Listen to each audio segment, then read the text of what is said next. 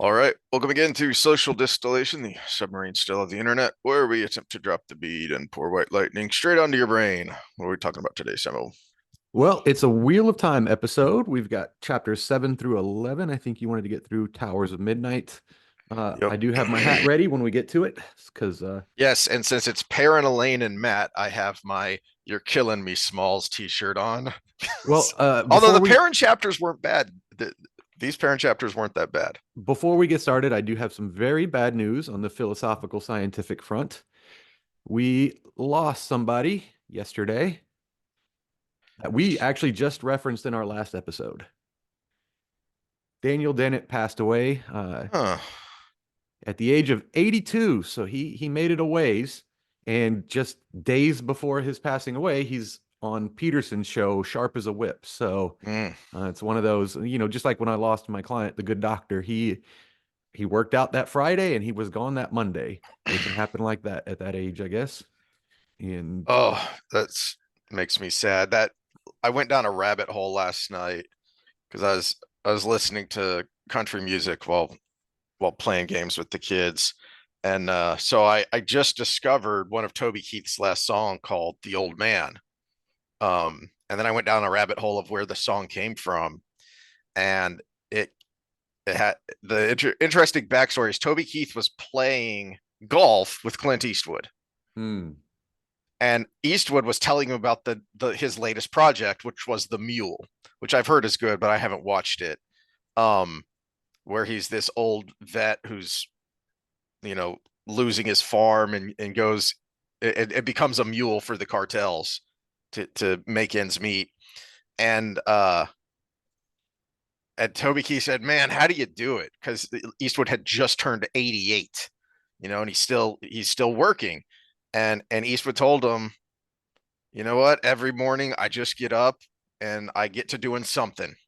You don't let the old man in.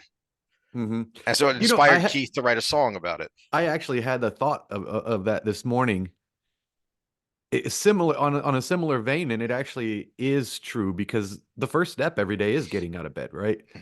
And I was like, man, Western society is so comfortable that kind of the hardest part of our day is getting out of bed. And Saturday I kind of sleep in, and the alarm went off to say, okay, at least you need to be getting going.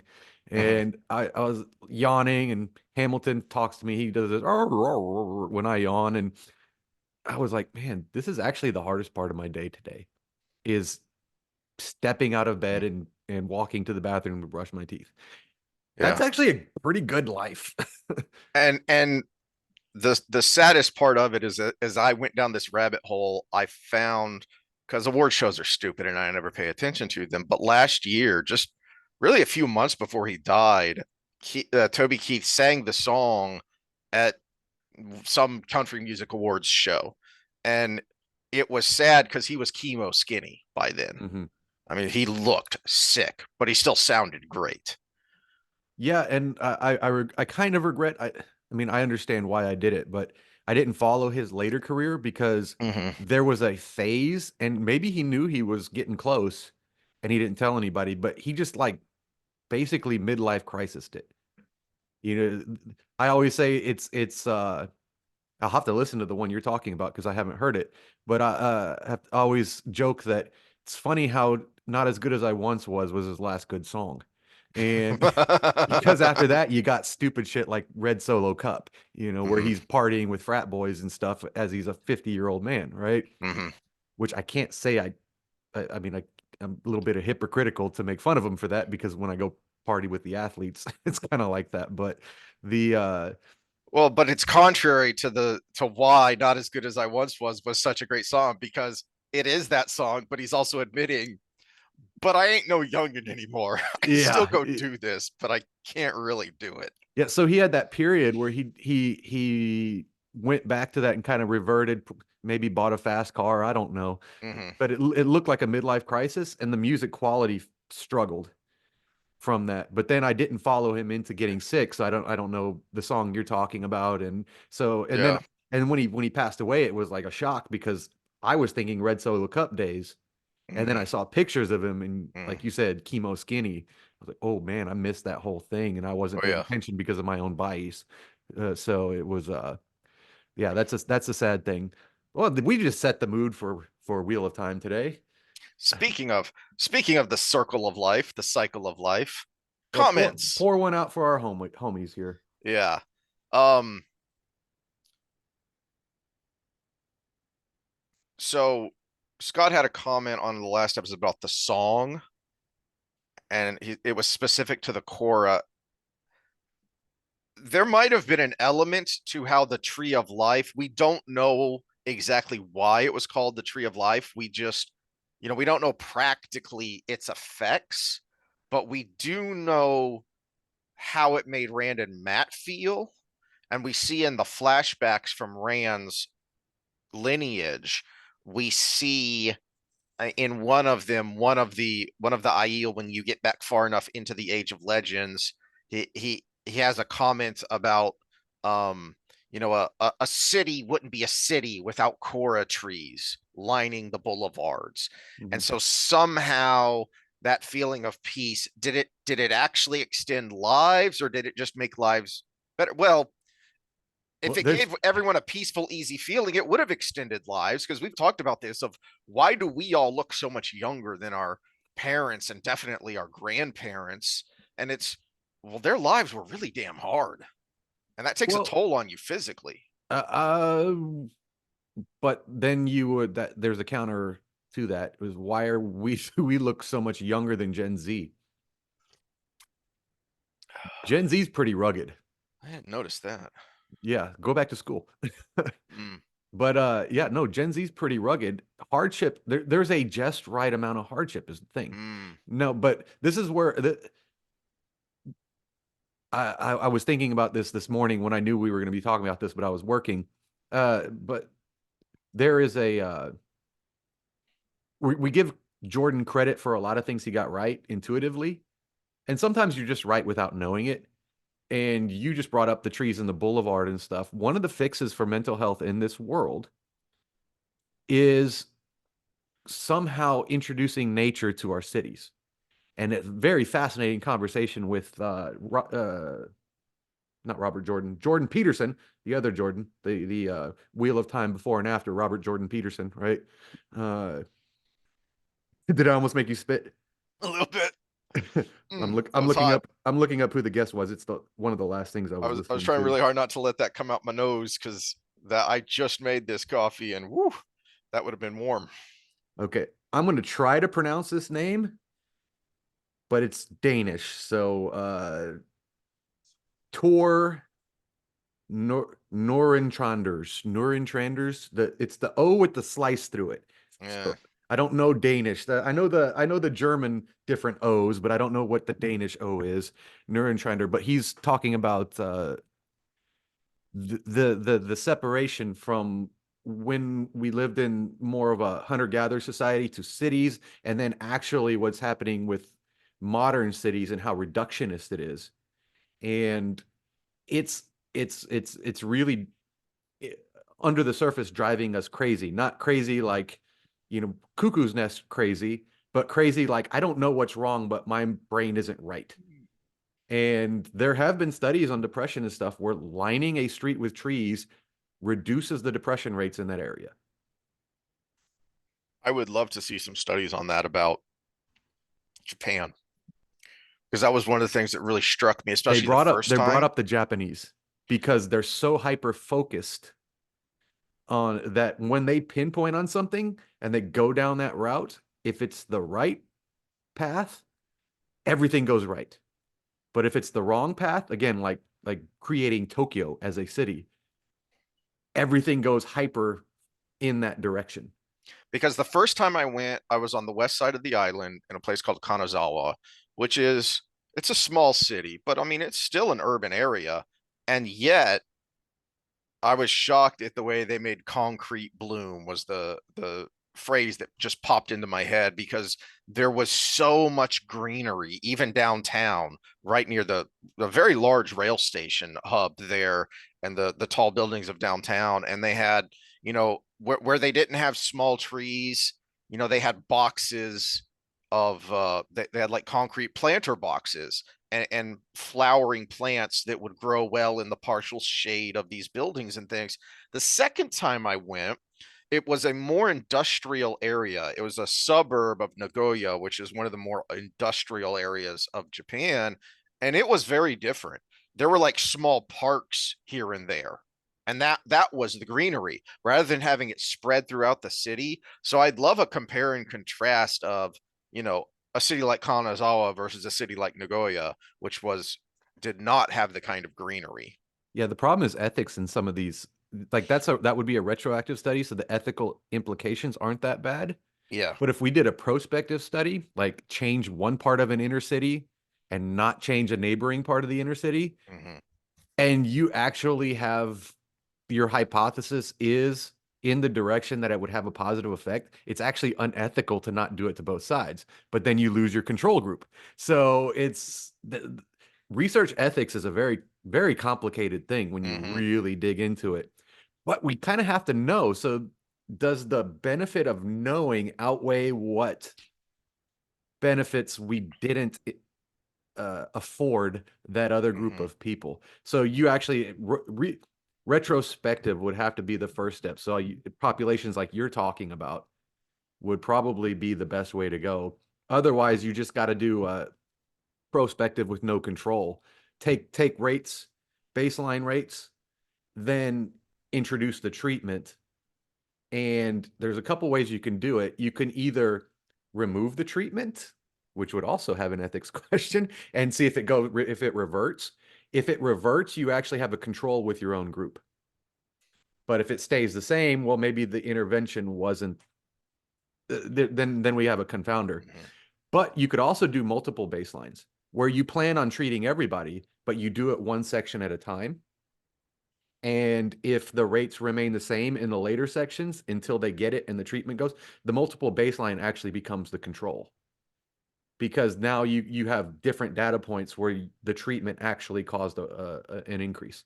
So that would probably be the best way to do it, is kind of roll it out section by section and see which see if the same trend goes each time you roll that same intervention out. So I would love to see people kind of take these models, because if I want to see my tax money spent, that's a positive direction.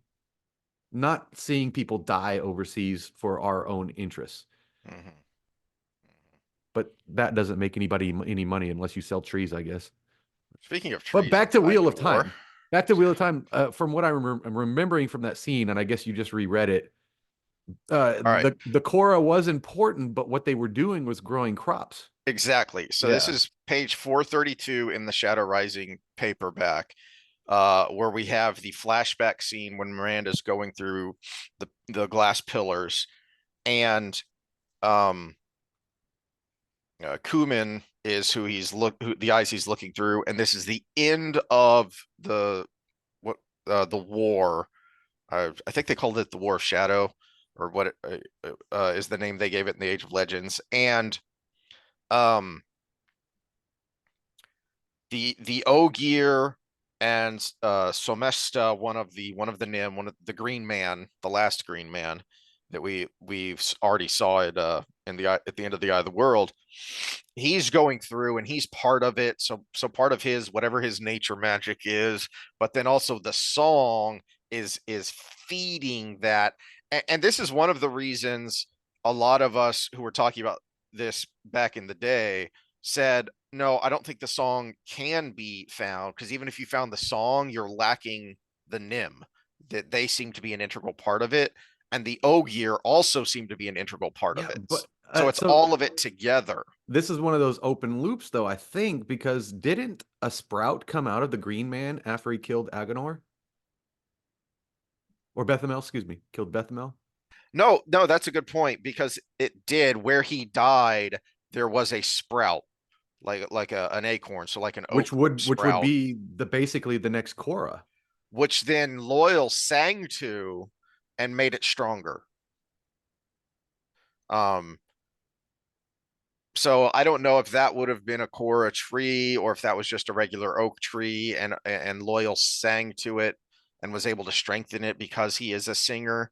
That actually, for the song, that was always the biggest Well, plot hole to I me. always suspected the Ogier tree singing was a remnant of the song. Exactly. And we know that we're told that the Tinkers frequent steading because it Mhm. makes them feel secure. They don't stay in one spot too long, but they are on But friendly also the relations with Ogier the hold their Ogier. tree singing tight. Exactly. So Yeah. that always seemed like a bit of a plot hole to me of, well, you got to find a good reason why they wouldn't share this, why this wouldn't be known, why the Tinkers wouldn't pester the Ogier for, hey, Especially teach us since they this. especially since they constantly ask, "Have you found the song?" The I mean, that's Ogier their would be like, greeting. "Only our tree singing, That's nothing that special." is both their greeting and their goodbye. It is aloha, Yeah. right? So, but anyway, in the point is in the scene, it's not just the song isn't specific to the Korra. They're actually Jordan tells us they're growing maize. Zamai, which is an anagram of maize, is Mhm. what they're growing. And so even during the war, it was still important that these groups of Aiel, these singers, would go around, and this was most certainly pivotal to their war economy to keep food growing. And also perhaps why and how the Age of Legenders were able to fight the shadow without suffering the ill effects of the Dark One on the pattern. We don't see it in these very few flashbacks we get. We don't see everything going to hell the way it did, the way it's doing now, the way nature is breaking down. It's things didn't fall apart until the breaking, until the 100 companions came back stark raving mad and started blowing everything up. Well, yeah, but that's also kind of in line with the theme uh, I brought up since the first Shatter Logoth kind of episodes is when the Dark One was sealed, the evil of entropy was sealed, but the evil of man was left to reign Mm, because they're mm, actually account this. I think it's the point with the whole cleansing of Satan mm-hmm, was the evil of man is a counter to the evil or to entropy because the evil of man a lot of time revolves around over order. mm. You look at Stalin, look at Hitler, look at all of these. They are actually objects of order that brought evil to the world. Where entropy is just a natural process that renews. Entropy is a natural process that renews, which we need. That's why I think the creator doesn't intervene in this metaphysic because he knows it's a necessary part. Interesting thought. Yeah. All right. Anyway, so that is that. Uh, The comment number 2. Oh, the Met treatment. Well, I mean, there's a lot of that. The plot stalled, yeah. and the best parts of the storylines that get Mm-hmm. resolution, which is in the next book. Well, it's filler, and it gives you the feel that whether that's correct or not, because that's feelings. It gives you the feel though that he was trying to figure out where to go with it. Yes. I think There that, there were notes that said this should happen, this should happen, this should happen, this is how it ends. yeah. But how Um, that happened in fill in the blanks kind of sense, fleshing it out, he was a little bit lost. yeah. So we're going to get to it in a minute. Chapters 8 and 9 are Matt chapters. And I think they're a good illustration of that point because that's two chapters that frankly could have been half a chapter.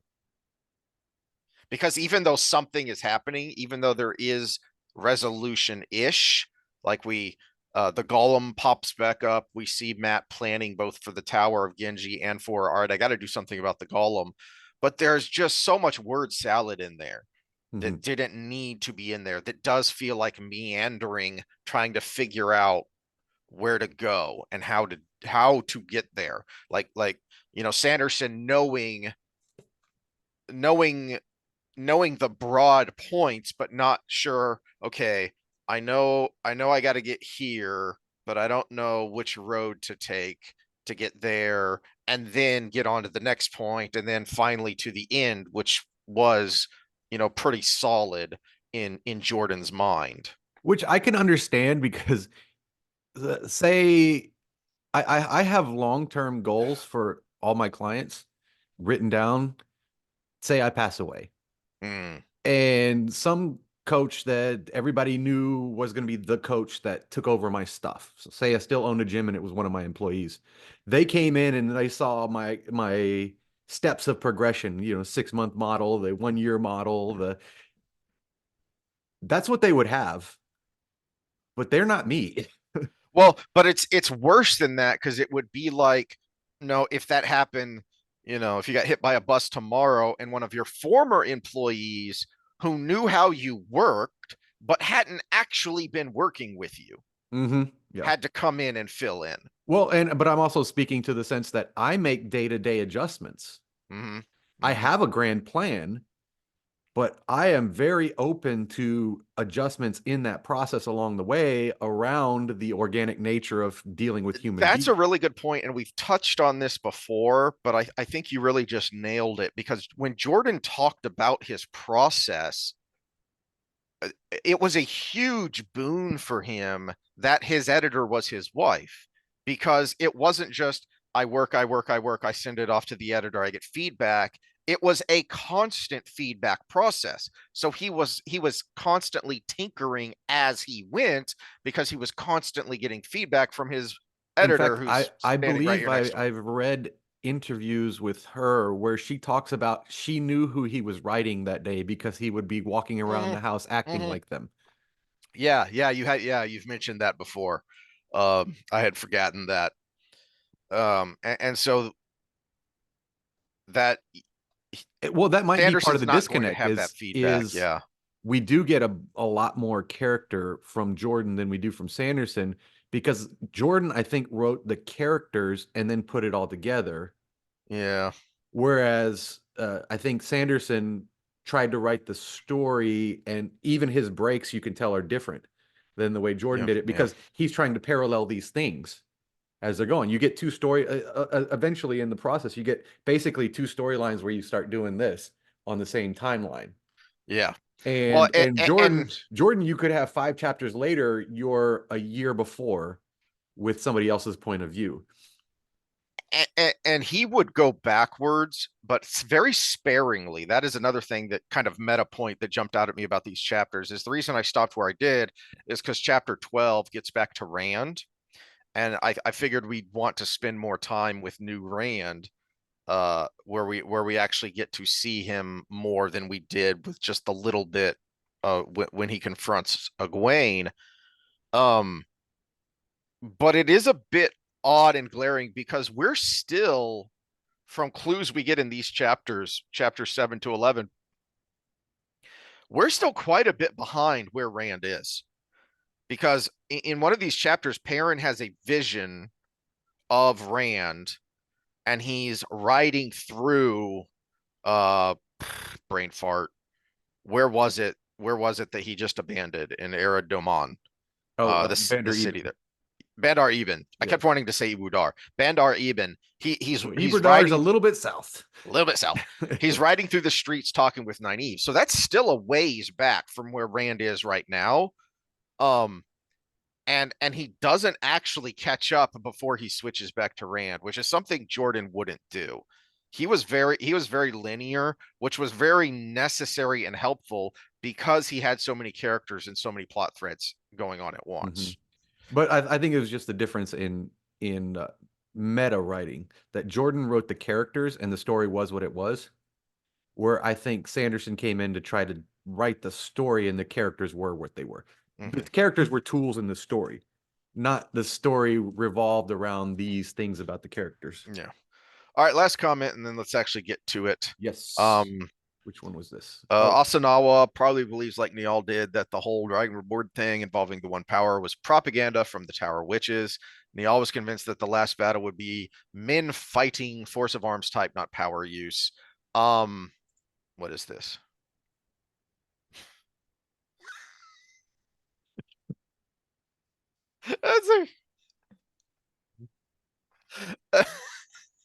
Yes, that's it yes. exactly. And the Yeah, sad thing is there are moments in human history where that's pretty damn true.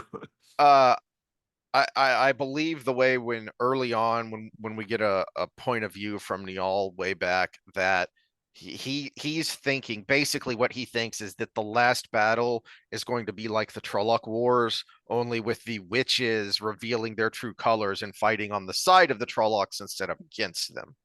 And so that's why the children were so important, is he needed to rally the forces of man behind the children to fight the Trollocs and the witches of Tarvalon, and that Well, was the last my battle. only message to Asuna would be you need more than 10,000 men, dude. Little bit. A little bit. All right, so now we get to chapter 7 in my notes here. Um, This so it one wasn't as bad as the first land section in this book because I liked the approach that the three took yeah. because there was a lot of understanding there. There was no begging. There was I liked the line which goes with the title. Death is lighter than a Mhm. feather. If we ride to death, then the trail is easier than I thought. That was my first note actually, Yeah. was that the uh the problem I had is it was hard for me, perhaps because um the reset of Perrin and the slog of his storyline has been going on so long. I'm used to it, and I can sometimes read Perrin's chapters in a vacuum and try and say, well, how does this chapter work by itself? It's a little harder for me to do that with Lan, partly because we just saw him so recently and we bitched about it so much, and rightly so, I feel. That this is great gallows humor and what you would expect from these types of people. It just it gets lost on me because Lan has been reset. He basically, Sanderson did to Lan what Jordan did to Perrin that we've been griping about for half the series now, is he reset him. He's not the same Lan anymore. He is different. We have seen hints of that when we've seen him up through the Knife of Dreams and how being married to Nynaeve has changed him. Um, but you're right, and I think the reason it works better is because it's shorter. It's a it's a very brief scene, and Well, and I think uh Sanderson's tendency more than Jordan of having kind of woohoo moments mm-hmm, and mm-hmm. snarky wit actually worked out here because it was a little snarky on these guys. There were some one-liners in there, some gotchas, but it actually worked. Whereas in the Matt chapters with Talmanese, it was just stupid banter. It's the Disneyfication of Mm-hmm. it. It's after Disney bought Marvel and they saw the success of the Avengers and they thought, oh, we need to Joss Whedon this. Except the reason Whedon's humor works the way it does is because he also knows when and how to be serious. It isn't just, oh, people loved the funnies. Okay, but you did have real moments, like the moment with Black Widow and Loki that I think is one of the best scenes in the whole MCU. You had some pretty serious moments with Banner. Like when he says, I put a gun in my mouth and I woke up as the other guy with the bullet in my teeth. Right? That's pretty dark stuff, man. Mm-hmm. So the humorous moments, one, they were organic to who was being humorous, and primarily as Robert Downey Jr. as Tony Stark being snarky. So it was organic by who was doing the humor, and it was to offset some pretty serious moments. To your point, Sanderson sees, and I actually have a where did I have this note? I'll get to it in a minute. It's Well, the let me difference let me between give trying another to be pop funny and culture actually being example. funny. Let me give another pop culture example. In the original Star Wars New Hope, when Skywalker and Han Solo go to the turrets and they're fighting off the TIE fighters, and and I think Luke hits the last one, Mm-hmm. and you get Han Solo going, woohoo, yeah. But then immediately after going, I can't believe we survived that kind of look Yeah, to him. yeah. That made the difference between the woohoo moment Yes. versus young Anakin Good Skywalker point. in the pod racing going woohoo around every turn. And Mm-hmm. it was Mm-hmm. woohoo moments throw me off, but it didn't throw me off that one time because it was, yes, we did it. Oh my God, I can't believe we did it. Kind of Here's a in the same good scene. here's a good example because we switched to Galad's point of view. And my note on this on page 136 is that this was a really good setup, because you set up the shark without showing us the shark. When he sits down and he tells Buyer, "Tell me everything. Tell me about this Perrin Golden Eyes," and then it cuts away. And my first thought was, we don't need to hear Buyer's explanation because we know Buyer. We Mhm. know what he thinks. We know how he thinks. We know he's a zealot. So you don't need to write it all out. And then 2 pages later, oops.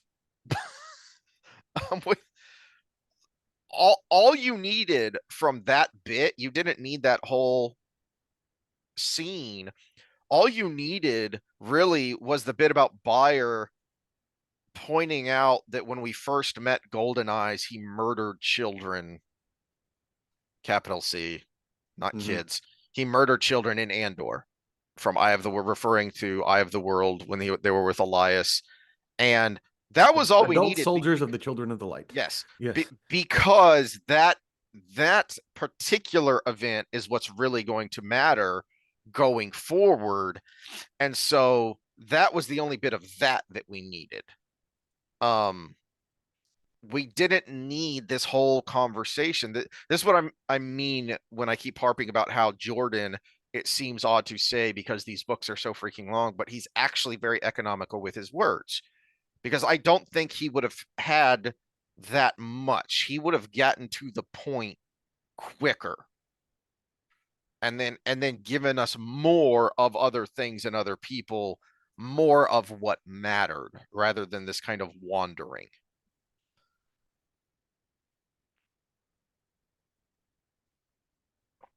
The last bit from chapter 7 is that I do like the way it ends, because that I bit. just want to know why Fael doesn't like a high protein breakfast. It stimulates the mTOR pathway, and you actually have more skeletal muscle recovery.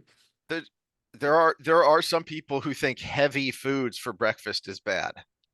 And ham and eggs, that's like a traditional breakfast. Mhm. It's not like it's something new. For some people it is. For some people it's no, you're supposed to have something light. You're supposed to have like oatmeal and fruit. You don't want something heavy. Yeah, but the last thing you want to do is spike your insulin in the morning when your cortisol levels are through the roof. So Kellogg's was wrong. That's Yeah, but called that social conditioning. but wouldn't that insulin spike give you a momentary feeling of goodness? And so you would think that, oh, see, this is better. But you're hungry 2 hours later. Yeah, exactly. Yeah. Um, And you're fatter for it. But, so the Kellogg's have last your special K in the morning. exactly, and just ignore the fact of how much the grain lobby lobbies our government and takes Well, from our and the inventor pockets. of Kellogg was made famous by his development of granola. Yeah, yeah. Um, Perrin and Galad, this really shows their similarity and why their stories are coming together and why these two characters are coming together. And it's, even though it's frustrating, he still does a good job of setting up things that are to come, because as I mentioned in our first episode of this book, it seems contradictory that Galad and Perrin are going to come together as characters, and it seems contradictory if you say they're so similar, but he's showing us they are very similar, because the closing sentiments of both Perrin and Galad are, well, let's I get want to use a ready. different word than similar, Okay. complementary. Okay. Because I brought up the last episode we had Galad in of how different he is. Yes. How Yes. he actually takes in the situation versus Perrin tries to force the situation. Hmm. But They're both about order. their moral compasses are very similar. That's, to me, that's where the similarity is. Their Well, and moral and that's the thing. compass. It's two people with the same direction with different skill sets. Hmm. And it's also where the nuance of Jordan's storytelling and his characters come into play, because so often the bad guys aren't cartoon villains. The Forsaken sometimes become cartoon villains, but even the Forsaken are human. And that's why they work, and that's why the series is so rereadable, is you have two people here who are at odds, Galad and Perrin, the White Cloaks and the Two Rivers people, and yet their moral compasses are very similar. It's just what they choose to focus on, what they choose to emphasize, and how they evaluate the same set of data. It's not that the children can do evil things. Certainly, we see that very early on, but it's why I thought the scene with the questioner was a little over the top in the series, is because that was kind of gross cartoon villainy. I know you need to very quickly establish how bad the questioners are, but I didn't think it did a good enough job contrasting the questioner with Bornhold. Yeah, well, there's the mistake. It's not uh that was Valda, right? It's supposed to be Valda in the show. That's a good question. I can't remember who the black guy is that I originally thought was Ernie Hudson because I'm a moron. Um, No, when I saw the because trailer, that but scene was I just the meme I just showed. That was that scene right there. But yeah, you're mm-hmm, right. The follow-up to it, that Bornhold should be somewhat separated from that, which you see a little bit, but it's really hard to see. You mm-hmm. got to squint your eyes. Yeah, And realistically, without having read the books, do you know to squint your eyes there? That's mm-hmm, another part. mm-hmm. That's Uh, another. Yeah, that's a good point. Um, Anywho, so that was my thoughts on chapter 7. And any more thoughts on Perrin and Gallup before we move on to Matt? yeah, it is supposed to be Eamon Valda. The actor is I never realized Abdul that, Solis. which annoys me because It's Valda not wasn't a Salas. questioner. What's his Uh, ethnicity? Is it Spanish? Because that would be Solis. I have no idea. Oh, if I mispronounce it, I'm sorry. It's not a microaggression. It's I don't know your origin. Uh, Um, no, that's it for it. It just Chapter 8 jumps took back me a and while. forth so much too that it's Yeah,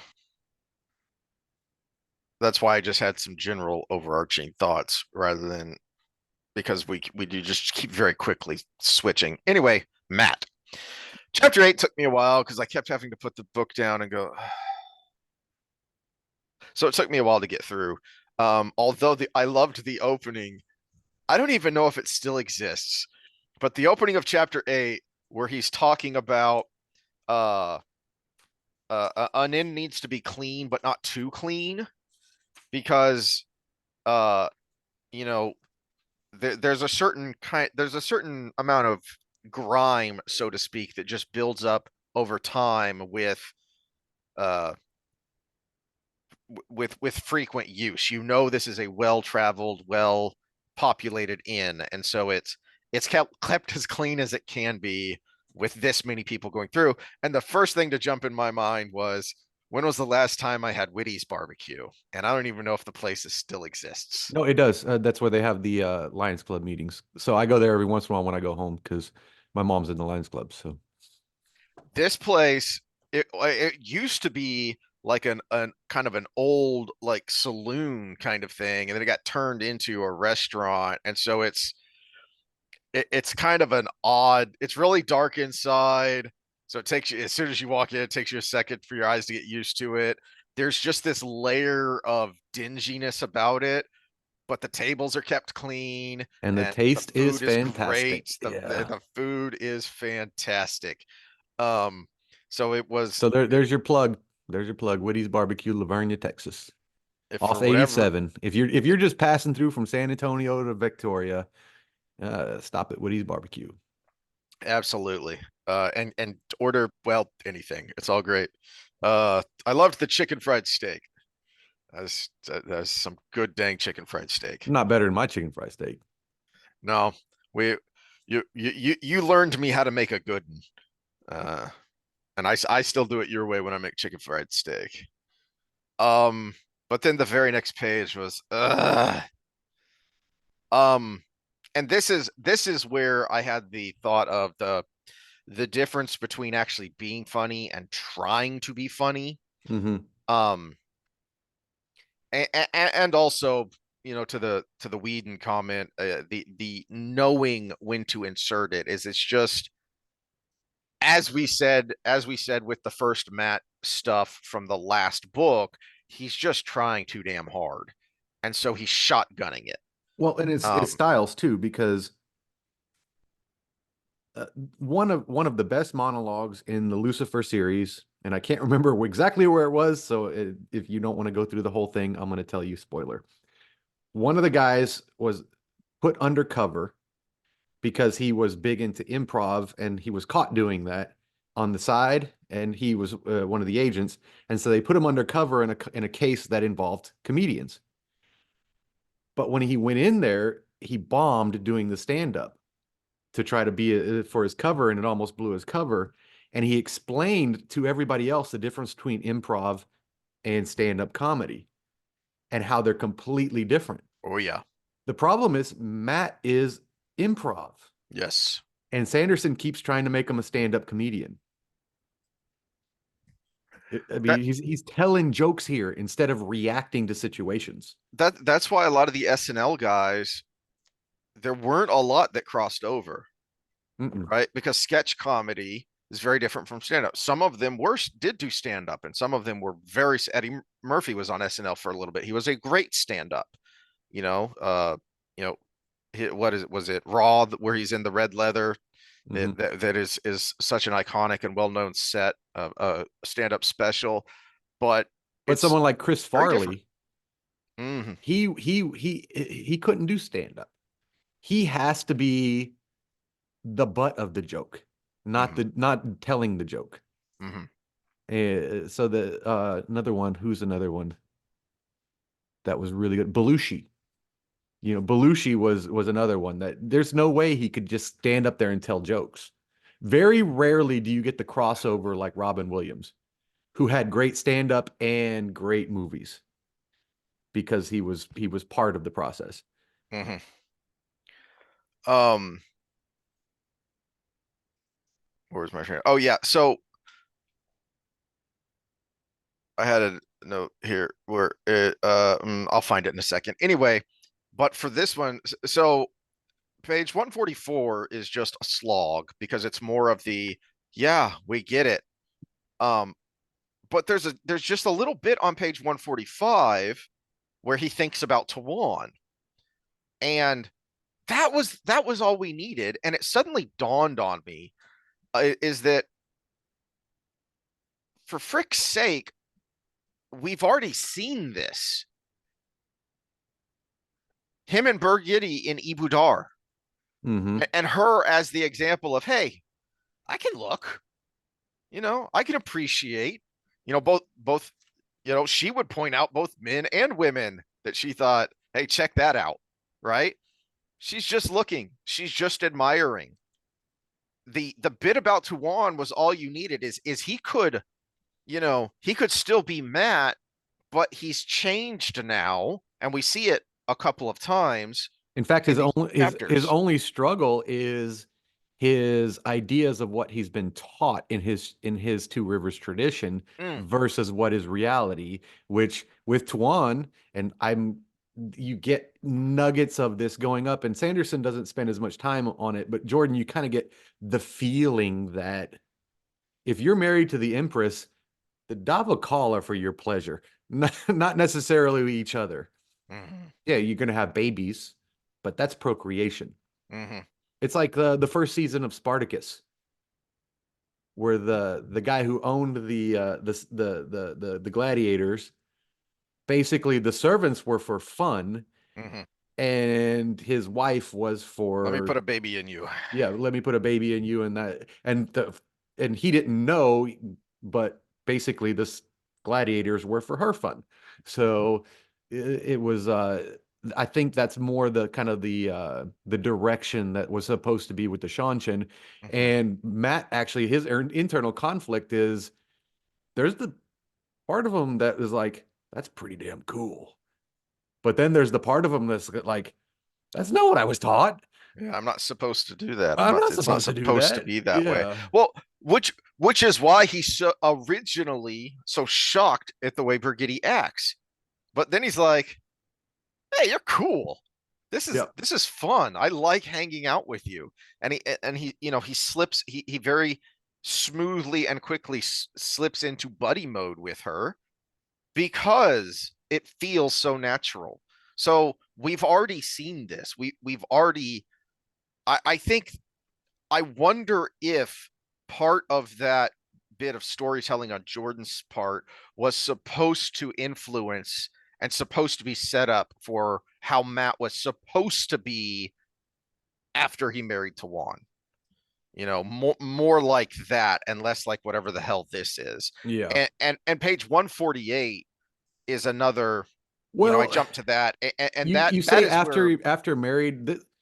This is I can see Sanderson floundering here yes, because he's technically married to her by Shanshan law, yep, but there never was a consummation of marriage. There never yep, was a yep, I yep. am. There's an idea of I'm married. Whereas had we've gotten a little time in which no, not really a spoiler, but it's in the future. You get a little time where he's gone and then he comes back and he has spent time in Shanshan culture. Mm-hmm. Had we had at least a little bit of that where he realizes, oh, this is the way things are, that would have been different. Well, So I there's think Sanderson was left in a place where he kind of floundered here because he didn't quite know what to do with this, and mhm. that's understandable. But Matt in general, there's no forgiveness here for me. He just ruined a character. Well, and It's like he killed so someone I loved. the reason I pointed out 148 is because this is where he's really flagellating the deceased equine, because it's the exact same scene where we started. He's doing the exact same thing. He's just changing the words with how Matt is looking at and thinking about the pretty blonde that he's dicing with is the exact same as the pretty redhead innkeeper that he was talking to at the beginning. Why? Stop it. You're turning it into a grind. You're turning it into a slog because it's so damn repetitive. It's bad enough that we don't like the way you're doing it, but we could live with it if you weren't doing it so damn much. Well, and this is also where he just didn't get him. Is he had in his mind that Matt, he basically thinks of Matt like the trope of Nynaeve thinking of Matt through the Mm. first 10 Oh, books. that's a good point. Yeah.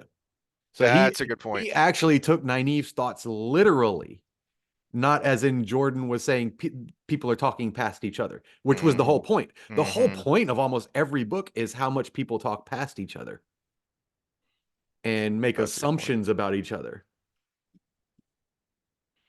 Yep, yep, yep. Uh, there is one really nice bit that stands out here uh in this chapter, which is on page 154 when he's talking to Tom, and he mentions Varen and the letter, and I like this that best that one stays away, Tom said. I don't trust her. There's something off about that one.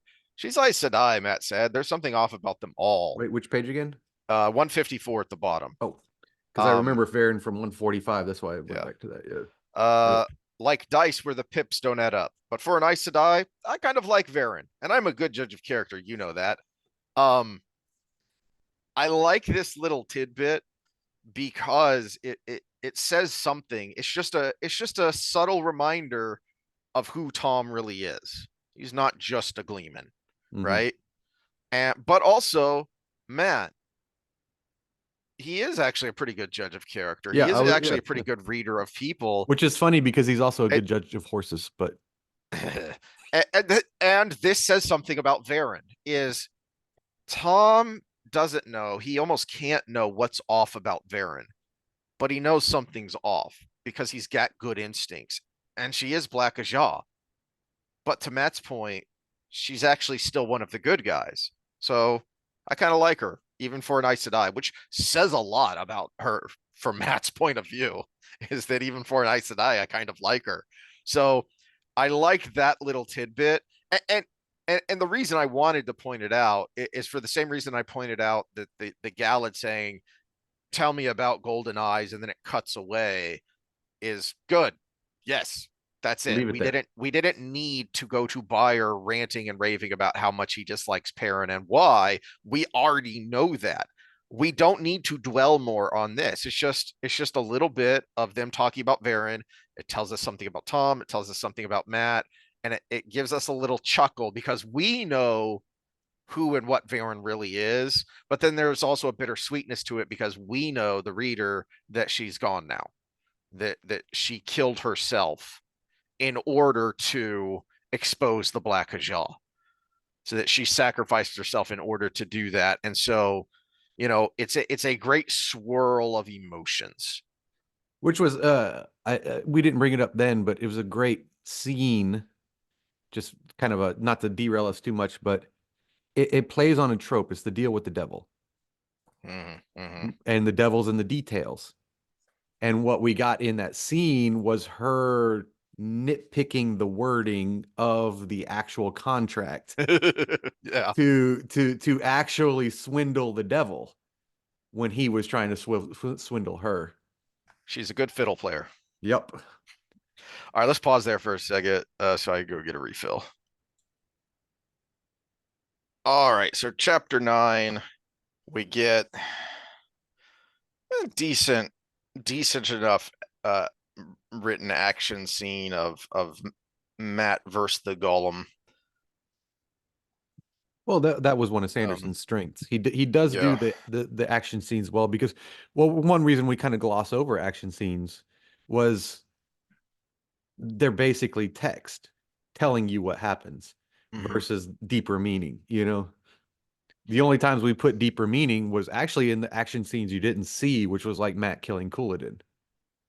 Or the one that you saw everything, but it had a deeper meaning, Matt defending Elaine from the Golem the first time. Yeah. Which turned out to be a point that Sanderson forgot as we get to Elaine again. But yeah. The thing that jumped out at me was the one who controls me now. Maybe I'm reading too much into the now, but Well, no, originally it was Semiel, remember? yeah, And then it I was don't know if it Grendel. was confirmed or not, but so I was wondering.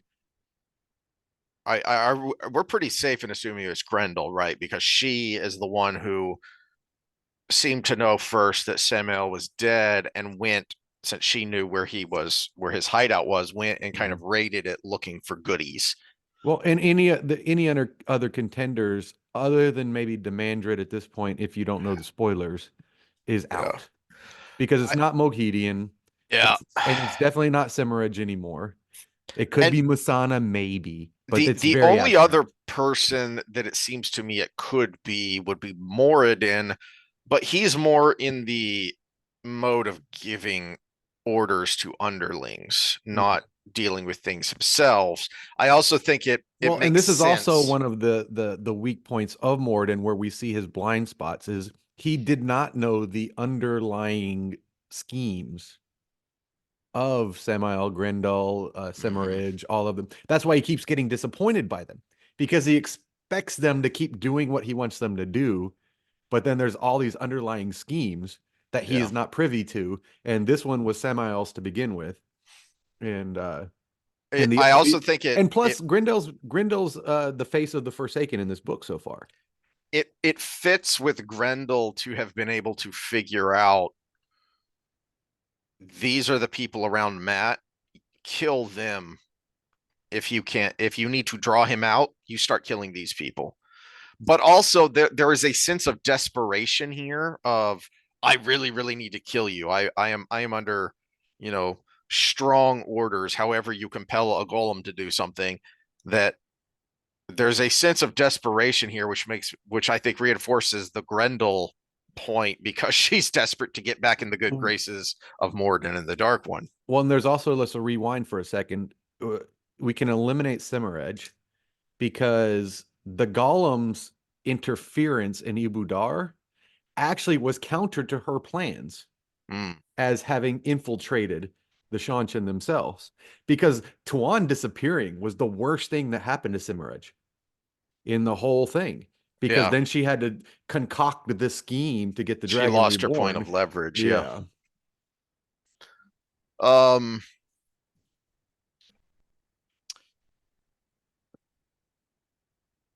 it's also nice that we get, you know, similar to Sylviana, we get Teslin, who's actually a redeemable red, even though she's not a very nice person. She still turns out to be a pretty good person. So it's nice that she's involved. Like she comes running back when she hears Matt shouting. She comes running back, and even knowing what she's been told, Matt has talked about the golem. She still stays and she fights, and she figures out ways to be of use, with pulling Matt out of the way and with flinging things at the golem. Uh, Well, she was also part of the flinging poop at Matt yes, group many, many books ago. that's I had forgotten about that. The Yeah. playing around with it to try and So she would be figure privy out the. to the oh, this golem is very similar to that thing you have around your neck kind of I'd people. forgotten about that. Yeah. Yeah. Um. There. Where is it? So I only have a couple of thoughts about this chapter. Um.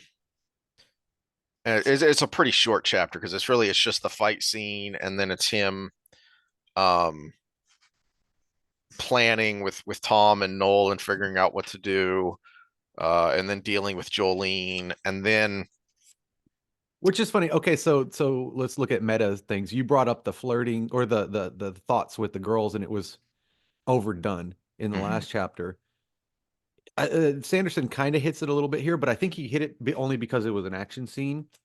But one of the underlying plots that was I think a Jordan something Jordan did on purpose because there's too much to it to not be is the Matt that Nynaeve thinks Matt is, the Matt that Sanderson thinks Matt is, would have a cognitive bias to get along with Jolene and not mhm, like Teslin. But Teslin's his buddy, and Jolene is the one he can't get along with because exactly. he's That's a good actually point. about the person. It's not about Yeah, just her being pretty. yeah. He just That was one of the big little ironies that I think Jordan was putting in there to just like have a chuckle.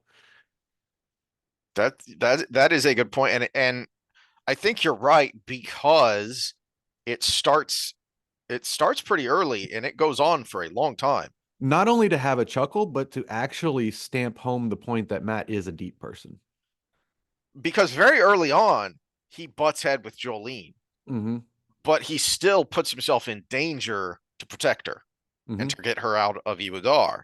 And Jordan made a huge point to spend paragraphs with Matt's head talking about how pretty she is. Mm-hmm. But then also Matt's dual thought to go, but yeah, she is trouble. Mm-hmm. Mm-hmm. Um, Jolene should be played by Taylor Swift. I know she's supposed to have dark hair, but I will throw aside hair color for yeah, this one. that But she's works. also supposed to have a nice bosom too, and Taylor Swift is flat. But Yeah. Um, oh, that was crap. Where was it? I lost my note on that. did I derail us? No, it's just I forgot about it. I think it was in the previous chapter, or is it? Dang it, where is it? I've lost my note. There's a point in here where Matt actually thinks about bosoms, and then but lately he's been more attracted to more slender women because Tawan's very petite. Hmm. That's actually a good that was another one of those good little this is what you needed, not all this other crap. He can still be Matt, but then he has the thought of, yeah, but lately that doesn't do it for me anymore. And okay, the door's shut, so I can say this out loud. The times when I was a young dumb kid and I was the dumbest being led around my led around by the nose by a hot chick. She had an incredible rack. Yeah, I know. Didn't we date the same one at separate times? Possibly, I don't remember. I'm too Starts with old an to think M. that. Okay. Uh, but No, no, no. I get your point, but at the same time, I thought there was a duality that was supposed to be there because Jordan was trying to make a deeper point. And I actually put up a different a new book here in mhm, our little bathroom break, Post-Romantic Stress Syndrome. Stupid name, excellent book. All right, Bradshaw is the title is the author, but it's I thought the contrast was good when Jordan was writing it mhm, because when Jordan was writing it, he still admired bosoms. He still admired that he would admire Setel Anand's bosom, yes, even though she yes. was someone he was hands off with. But he kept going back to Tuan because it was the notion that there can be a deeper connection This where isn't he's my type, yeah, and yet I can't stop thinking about where her. he's switching his type Mhm, actually takes away from that to me. yes. It does take away from that because it's like, oh, well, now I like all girls who look like her. Well, No, no, see, no. I like her despite some of these other things I like is different. ah, where was it? See, this is why I'm trying to find the actual, but this is written pretty well because the way it's written is what I was ranting about previously about the Burgidi and Ibudar is he still admires, he still looks, but it's like, you know, um it's like looking at a really nice car. I can admire, oh man, that car is awesome. I don't have this burning desire to get it. It's just that's an awesome car. Cool. All right, I'm gonna move on now. I'm fine with my minivan. It does what I need. You know, it's not just the it is the subtle change of yeah, I could still admire that, but it doesn't have the same draw for me than it used to. It's more of a it's more superficial because I found something deeper, even if I don't recognize that. You know, it wasn't, hanging a lamp on it. It was just him noticing, but then thinking, yeah, but I kind of like Slender now.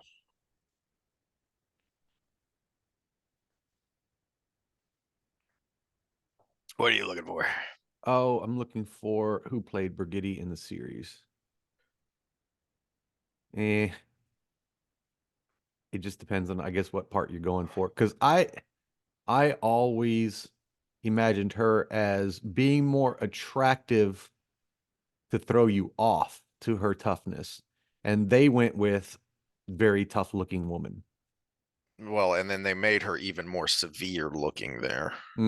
Which, she seems like the description of her in the books is she's that girl that throws you off because she's super attractive, but then she lets out a laugh and burp, you know? Right? It's I'm trying to think of someone in cinema that's done that. My brain is working because I know it's been done. But yeah, is like wow, I originally thought she was gonna be a bitchy woman, but she's really cool. That's the impression you get. Where this one is the Hmm. which is Hmm. this is more the Brienne from Game of Thrones, Yeah, yeah, which made her a believable character for what she played, but she was supposed to be severe. She yeah. was supposed to be giant. She was supposed to be the man, the man woman amongst men. Whereas Brigitte, there's a reason she uses a bow because she's finesse. She is the strike you from a distance, but be severely accurate in it, and basically lull you to sleep with her looks because she's beautiful, but she has very little interest in men except for Guidel Kane. Um, all right, last bit, the end of this chapter, I do like though, and I think this chapter works a lot better than the previous chapter because it's shorter. There's not as much, he's not flagellating the deceased equine. He's not meandering. He's not trying to figure. I mean, chapter 8 is pretty lengthy and doesn't actually do anything. You learn a couple of tidbits of necessary information. That's why I say these 2 chapters could have been half a chapter. Um, because uh you get a lot more in a lot less time here in chapter 9. And I like the way he ends it, because he ends it with good funny Matt, because it's you know, it's an observational quip that Matt is just stating as he sees it. He's just stating what is, but to us that's funny because he's just, he's saying the thing out loud that you're not supposed to say, but everybody knows, and that's why it gives you a chuckle at the 166, the very end of the chapter, where Jolie is telling him to watch his language, and Matt's response is, "Considering the company I keep all too often, it's bloody amazing. I don't swear more.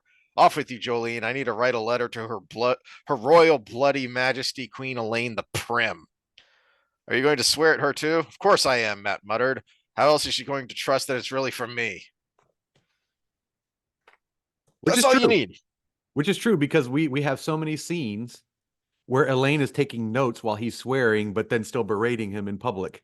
You know, Mm-hmm. so it's so that one actually was there. I don't think it needed to be said out loud like that. See, I think this is I a, think it would have been better served with and ending with the sentence "Her Royal Majesty Queen Elaine the Prim," and then later have Elaine reading the message and having the thought of this has to be from him because no one would dare swear at me. that's a good point, because we actually do get that in I think, yeah, chapter 11, when she actually gets the letter and we see the letter. Um Yeah, I think I mean, this is a little one. I will say so it can be justified, but there's so many little ones that it makes a big one that Matt is so Jar Jar Binksed in these yes. books in the last 3 books that it's Well, this scene kind of made me think about my impression looking back on what I remembered from reading the first couple of times I read this book, was that Matt was better in Towers of Midnight, was much better than he was in Glimmers. That's not saying much. yeah, I And was gonna say the fact that Sanderson got better with Matt is coming from a very low bar. right.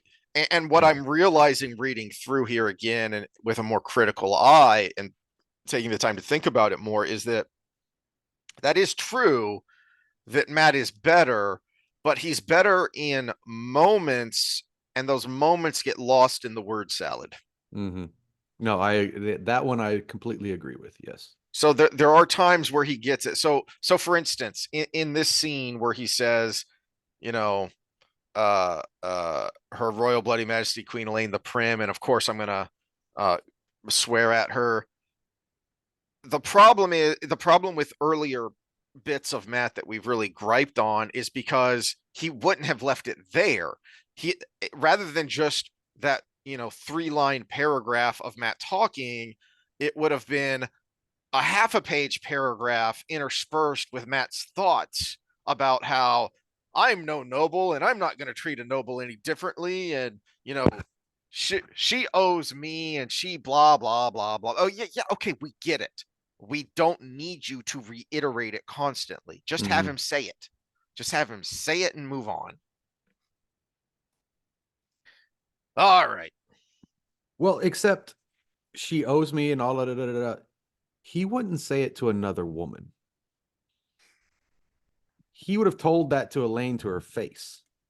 No, but my point is in the way Sanderson writes Matt a lot of times is he would have given us Matt's thoughts in between him saying these things.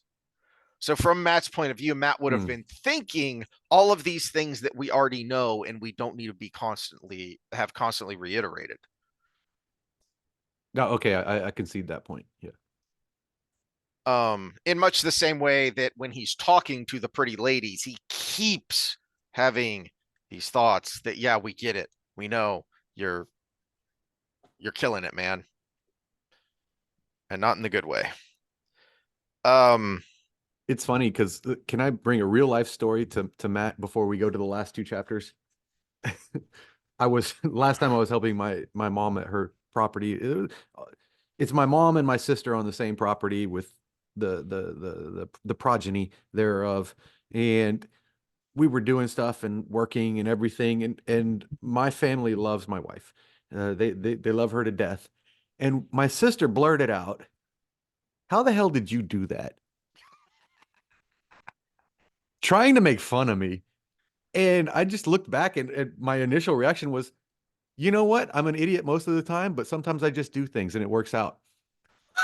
And that was my answer. And that's what Matt is supposed to be. Uh, He's the guy that's kind of like just doing his thing, but every once in a while he just does something and it's the right thing to do. And that's why I nailed love it. this man. That's why I love this man so much because it's the story of my life. You know, there are things I can't take back that I just did. And it was completely contrary to what I should have been doing at the time, theoretically. Like when I started fighting, I was working in a cubicle at USAA, about to make a good living. And I said, you know what? There's an MMA gym down the road. I'm going to just go do it because, why not? I feel good. And I had a, what, 3 year career. I got to travel internationally. I fought the kickboxing champion of Brazil in Monterrey, Mexico. You know, and all these experiences that I will never take back was because, I'm kind of bored.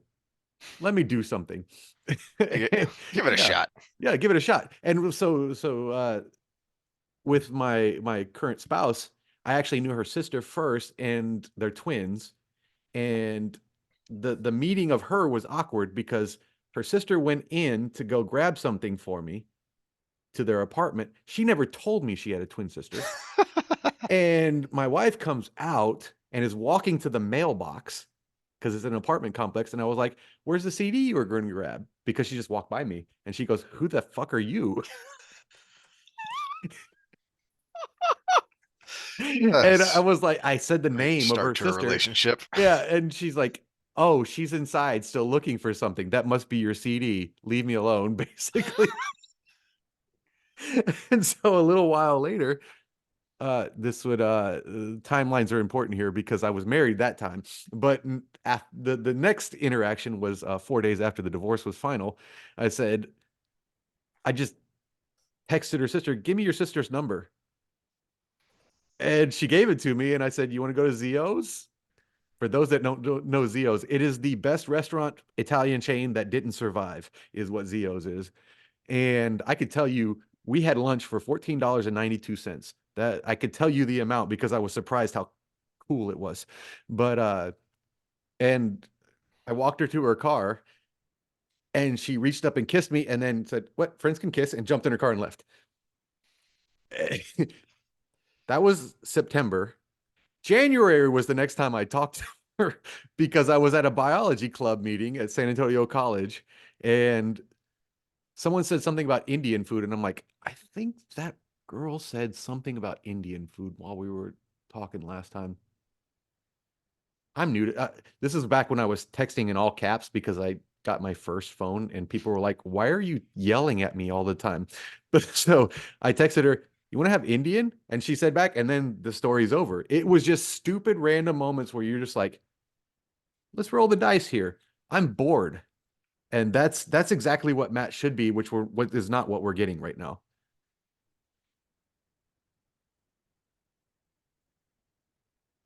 You know, we actually get a little bit better. That's why Perrin is better in these couple of chapters because he's just doing. There's none of this existential crisis in his own mind. He's Yeah, just doing. yeah, that is huge. That is a huge point that I don't want to gloss over. You kind of said it just as a statement, but when Perrin is just doing, he's at his best. Where we've been hating on him for the last five hmm books is hmm he's been thinking about what the meaning of what he's doing is. Well, that's why I don't have much to say about chapter 10 because it's just him figuring out, okay, the White Cloaks have our people. How do we get them back? What are we gonna do? And I don't want this to turn into a do well situation, even though I don't like the White Cloaks. It's just not good because I'm a decent person. So it's just, all right, how do I figure this out? What, he's doing, and it works a lot better. Um, and I think to the point you made way back at the beginning when we first started Glimmers was pointing out that Sanderson himself has said Matt was the hardest person to write because didn't get that character personally, He and didn't he understand him as a person. I he mean, understood and identified with Perrin a lot more. mhm. So I think I think a lot of the frustration with Perrin was, like I said, was Sanderson trying to square the circle and kind of um wrap up and redeem, if you will, the slog, and then move on Yeah, and when and it's you're best. correct because I think Jordan wrote Perrin too well too early. Mm, And then he kind of regressed and then tried to bring it to a whole because I think like as to your point when we were talking about Knife of Dreams that he was trying to get as close to the ending as he could, but then he didn't I guess he didn't realize that it's going to take another 3 books. And so Sanderson is trying to get to the ending with the same storyline, and that's where you get a little bit the second slog. Perrin's problem is we have a second slog. Matt's problem is we have a slog. hmm So we're when you've already been through it once and then you're like, okay, resolution, and then you have to go through it again, it's yeah, double annoying. but talking out loud here, it just kind of dawned on me here in chapter 10. um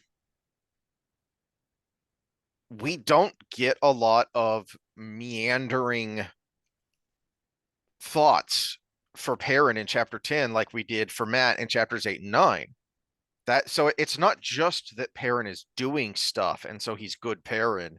It's that Sanderson, and I think this is probably because he understands Perrin more, he doesn't feel the need to let me I'm if you're unsure about your point or if you're unsure about your audience, you're going to keep you're going to keep talking when you've already made your point, because either you're not sure about it or you're not sure about your audience, and you're just going to keep going and keep going and keep going when, dude, you made your point 5 minutes ago. You can stop talking now.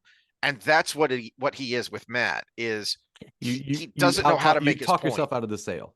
Yes. Yeah, And with that was my Perrin, problem in sales. with Perrin, he's not. With Matt, he's Gil from The Simpsons.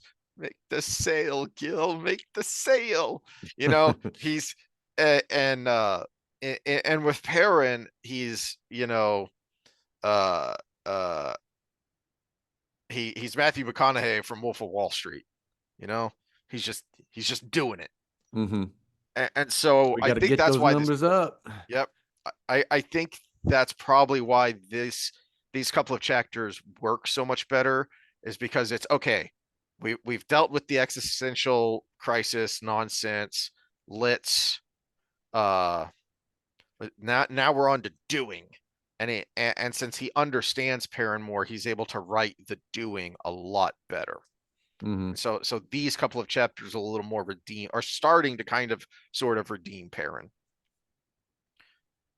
Um and there is one little bit here that I wanted to point out on page 170 and 171, because I do actually think this is not just world building, but an important part of Perrin.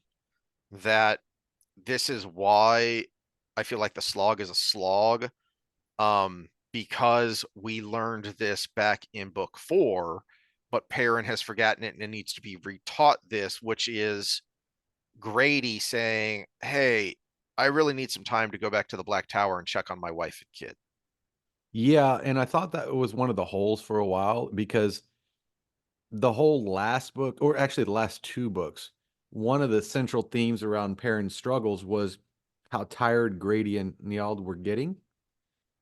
There was always an opportunity for them to make one gateway to get reinforcements Mhm. because we're all on the same side here. They don't know Taim's machinations. Well, They should have the thought that yeah, I should be able to go to the Black Tower and get some help if I need it the because plans aren't going as they should. the hand wave explanation for that was, well, Rand told us to fly under the radar. We're supposed to have radio silence here. But I feel like, well, okay, now that the whole mission is over Well, and it kind of failed. yeah, not only that, but where it's failing too bad, a lieutenant should be able to go to the general and ask for a change of plan. Mhm, And that we never got that. Even though we get mhm. so much professionalism out of these two, which is why they were sent in the first place, we never got it's very German manufacturing. It's like things should go exactly this ways and the end product will come out this way. Whereas in an organic system, which is war, uh, things are supposed to go this way, but sometimes other things happen, and that happened with the Mhm. Shido being there, and that happened. I mean, just a Shido being there, period, Yeah. was already a monkey wrench in the whole plan because he was supposed to get Massima, bring him back. Shido being in Galden was not part of the plan. No. That was No. Samael and Grendel, right? That was the monkey wrench. Mhm. That in and of itself would have been a signal for we need reinforcements in this process because there's a whole army we didn't account for. What Grady says here about how things have changed. I like that because what Grady is talking about is, yeah, there's this huge momentous world changing event, and I like the way Jordan wrote it of this huge momentous world changing event happened where the taint was cleansed. That's a big effing deal, and yet the world either doesn't know it or doesn't believe it. I like the way Sanderson brings it down to a personal level to tell you the macro by showing you the micro of what this means to Grady and Perrin realizing the reason the Ashaman were aloof, the reason they were so hard is because they were men expecting to die. They were Mhm. men fighting under a death sentence. And Yeah, as a Grady timeline, says, not just a death sentence, a timeline. I Yeah. had and as great, yeah, I had forgotten the part about Grady's dad was found by Reds when he was a youngster, like when he was a toddler. And so he knew that he probably was going to channel and he knew what that would mean because he knew from presumably stories from his mother of how long his dad lasted. And so, but as he says, now with the taint cleansed, I was willing to fight and die because I was going to die anyway. So I might as well go down swinging. But now I have a reason to live. And the reason that jumped out at me is because one of the big frustrations with Perrin and the reason the slog is a slog is because that was how his story ended. That great arc of in Shadow Rising is when he rides off with Fail to consummate their marriage that they hadn't had time to do. He's thinking only see the faces that are here. Whereas earlier, the reason he was so down when he hit his low point is he couldn't stop thinking about the young men, the boys that he had gotten killed, that he had led to their deaths in that Trolloc ambush. And he couldn't stop thinking about the ones that weren't there. And he had learned finally it sucks. I'm going to mourn them. It's going to be sad, but life goes on. And I've got to look how many faces are still here. The reason to live were for those that were still living. Mm-hmm. So he had learned that lesson. I think what it just kind of popped into my head that one of the points of Jordan's storytelling and one of the reasons he plays around with these fantasy tropes is to try and make them more real. And that's why, as we said, that's why it works because the characters are so human, but also because the story itself is more real life. I think what he was trying to do with Perrin's second half was he did in the Shadow Rising with Perrin's what he says isn't real, Mm-hmm. but he actually gave you the storybook ending. And it just kind of popped in my head that he gave us the storybook ending. He gave us the hero gets the girl and he rides off into the sunset and the credits roll. Okay, but then life goes on. because there And is no that's storybook. and so Yeah. in book 6 he comes back and it's, oh, Post-traumatic stress, romantic post-traumatic stress. stress. Yeah. It's not only does life goes on, but okay, now I've What got to happens figure after out, those feel-good feelings go away? Yeah. okay, now I've got it. I Got was three kids elated. screaming. I had three kids screaming. I've got bills. I just got home Exactly. from my It's factory job. Yeah, it's all right. So I love this woman and I was ecstatic and the hormones were flying and we just won the battle, but now I've got to figure out how to govern. I've got to figure out how to live with a wife, not just be in love with this beautiful girl. And I've got all this stuff weighing on me. And so I think the whole point was supposed to be there are no happy endings because life goes on. It doesn't just end. well, that's the meta point I brought up at the beginning of this Yeah, episode. exactly. That's where it popped in my head. Yeah, that entropy is normal because basically we're seeing entropy of their relationship where this is why Jordan Peterson wrote two books, one about order and one about uh uh what was the other one? The antidote for chaos. Yeah, so because we're kind of constantly in this circle. Our bodies are breaking down, but we eat food and we make material out of our food and then it breaks down again. And then we eat food and we make material out of our food. And eventually we get worse and worse and worse at that till we die. This is an accelerated process of that. But same thing with relationships. There's a lot of order created really quick by chemical processes because you become one with somebody very quickly in a real relationship. I'm not talking about hookup culture. I'm talking about when you actually open yourself up to feeling the real juices, the ones that bond you together. That happens at a very rapid rate. But then there's a period of time where that hits and it starts to deteriorate at a really rapid rate. And you got to make decisions at that point. And luckily, in modern society, we can make decisions without repercussions because we have things like birth control. But in back in the day, which would have been in this time, there's no birth control in Randland. Sorry. You have shotgun weddings if you have a baby, right? Which actually makes you more responsible in the pre-process, but also you kind of have to learn to deal with it. And parents in to learn to deal with it. What I think this parent's storyline could have benefited from him for him would have been Fail getting pregnant early. Mm, We have Rand making people pregnant early, like Elaine. Perrin actually would have, his storyline would have benefited from a child at this point.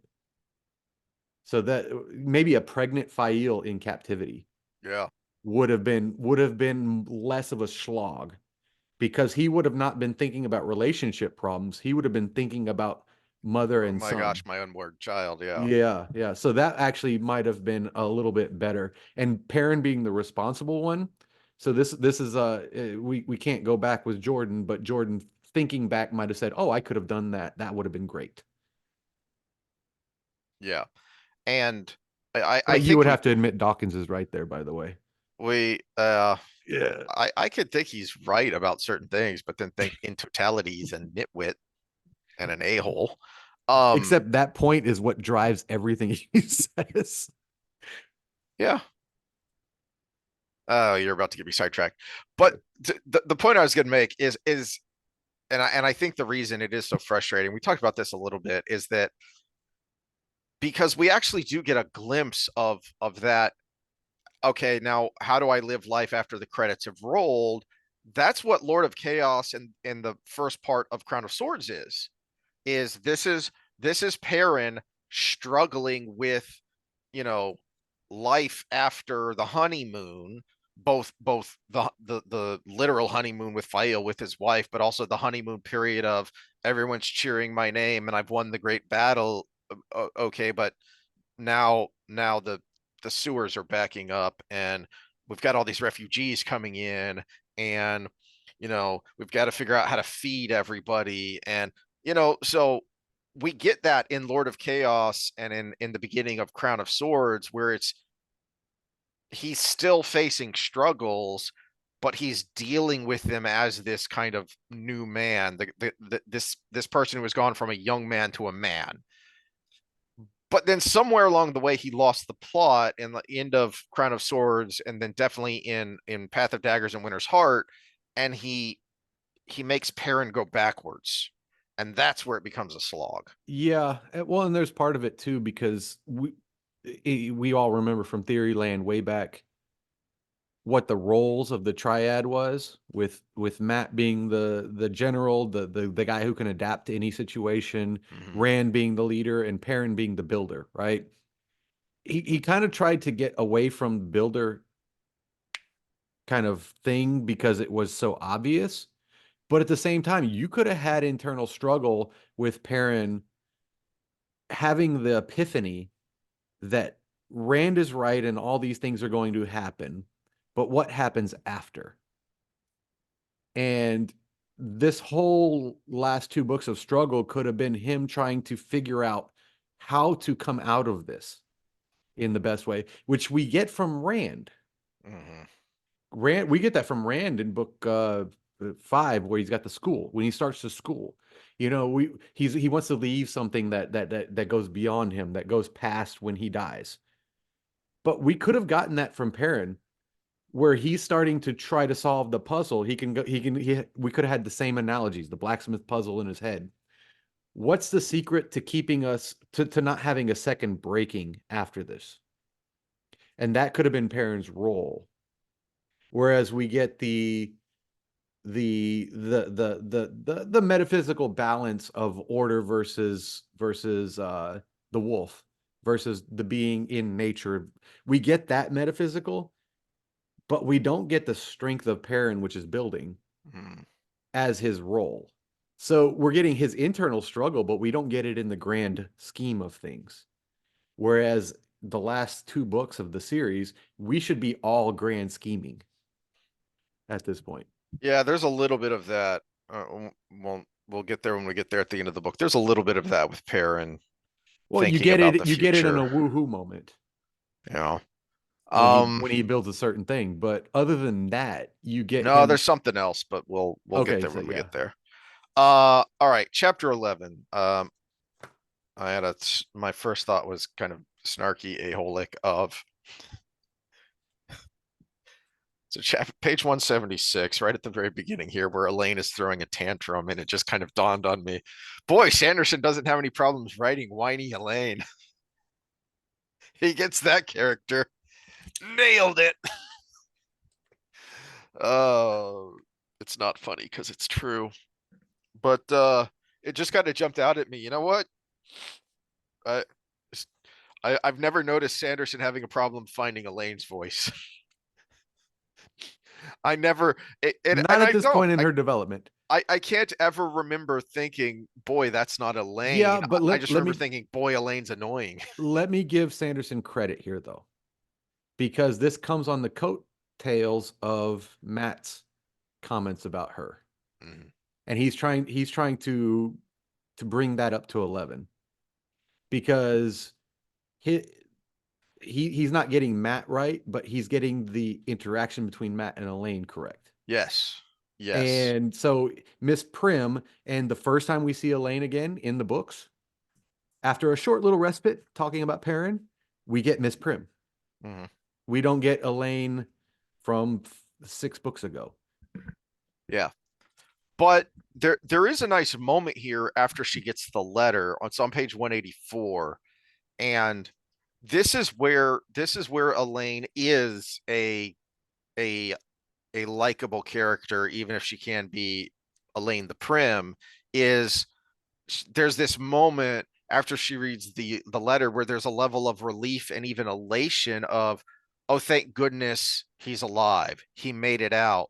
She also has the thought of, so did they find Oliver, which was the whole reason they got separated in the first place, which I loved. That callback is that Elaine, one of her first thoughts is, the whole reason we got separated is because this child went missing, and Matt couldn't leave without him. It's a very human moment, a really human moment showing she cares. And I think it matters because in a couple pages, we're going to get a very we're going to get a very harsh Queen Elaine moment, which we'll get to in a second. Um, but then we also get Ibu Dar Birgitte again, which is nice because we haven't seen her in a while since they've left, and she's been having to, basically, because Gawain uh, didn't do his job. yeah, because well, but also because Elaine's stubbornness has been getting worse, and Birgitte has been having to, uh, uh, well, it's like trying to lead a mule somewhere, a horse. For anyone that's ever ridden a horse or led one by a lead rope, a horse is almost always going to go where you tell it to go. You know, a mule, well, maybe it will, maybe it won't. Yeah, it just depends on how it feels that day. And that's where the saying comes from, and that's what Elaine has been doing so much of late. Of uh and so Brigitte hasn't been very fun because she couldn't be, because she didn't have it. So it's nice to have that, his face is too pretty, but he's got a nice butt. Thank you, Brigitte. That's inappropriate. What? He does. I can look. Uh any thoughts about that before I actually go to the last page of the chapter? Because these Oh, are I really was a rereading the couple of letter thoughts here. itself. That's why I wanted to see if there was any. Yeah, he goes overboard with it. Of Yeah. it's We're not laughing with Matt, we're laughing at Matt with the letter. Mm-hmm. It's way too overboard. And this was Except for another one of the those. last line. Besides, I'm married now, so that doesn't matter. No, no, no, no acknowledgement that because uh, you and Rand are together, none of that. It's I'm married now. It's me thinking your backside is pretty. No, Yeah, the best person to talk about her backside is Uno because remember he was the one admiring her till he figured out who she was. yeah, that's a good point. Yeah, Where is the Uno these days? uh he is with Brian. He leads Brian's heavy That's cavalry. right. That's right. Okay. We don't. That's another part, Sanderson. You dropped the ball. We needed more Uno. Hmm. Yeah, yeah. Uno was one of the best side characters. Gaul, Uno, Varen. Those are probably the top three. So, all right, last page of this chapter, last bit we're going to talk about today. This really jumped out at me because this is good Elaine. Even if she's doing something you don't like, she recognizes it. And this is what's been so lacking. And this is why we took a good amount of time in Knife of Dreams after she's just been rescued and had like 1,000 men be killed or wounded, some of them just vaporized by balefire because she was too stubborn, stupid, and she walked straight into a trap. And it wasn't that that happened, it was that she showed absolutely no remorse and no conciliation. No, that was the moment to have had your little Independence Day speech of, you know I know you've suffered coming to rescue me, and I mourn for those who've lost, but right now we have to go do this thing. That would have been a moment for her to recognize the cost of what just happened, but I still need to rally the troops, and she never does that. You do get a moment of that here at the end where she's thinking about, I need to make my move to seize the throne of Karheen now. And one of the reasons she thinks about this is because what happens if Rand dies at Shalgul? Who would rule that empire? It could break up, but she worried that someone, Darlin perhaps, would be strong enough to hold it together. If so, Andor would stand alone between an aggressive Sauntian empire to the southwest, Rand's successors to the northwest and the southeast, and the Borderlanders united together in the north and northeast. She could not let that happen. The woman in her cringed to think of planning for Rand's death, but the queen could not be so squeamish. The world was changing.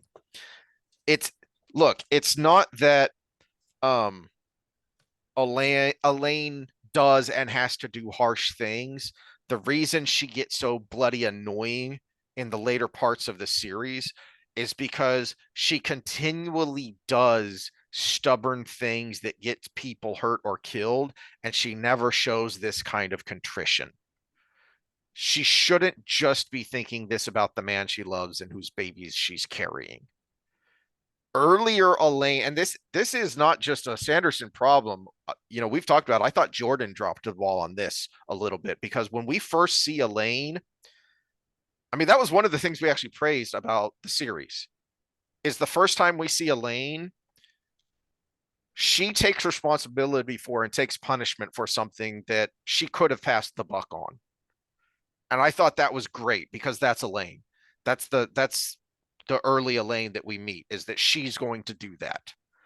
She stops doing that later in the book series. Except, again, to get us canceled here, this is one of the failings of women. I have to be in control to make sure it happens the way it should be. Darlin, perhaps. We actually know at this point Darlin's a pretty good dude. Competent ruler and a good human. Yeah. Yeah, but she says I have to be in charge because that's the way it should be. And so the woman in her cringed to think of, no, the woman in her is actually at the wheel. The woman in her is, I think I can make sure nothing bad happens. Let me in charge.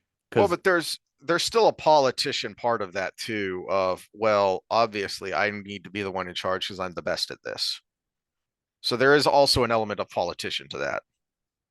There is an element to it, but there also could be a third option here. Let me meet with Darlin. Yeah. Yeah. And see what his intentions are. See what his intentions are, see how I gauge him as a ruler, as a potential ally or whatever. Yeah, there could still be some more of that. But it's still better Elaine than we have seen in a while. No, I agree with your point there, but this is more of a Sanderson critique. He attributed a womanly trait to the wrong thing, because actually the female trait is to control the environment.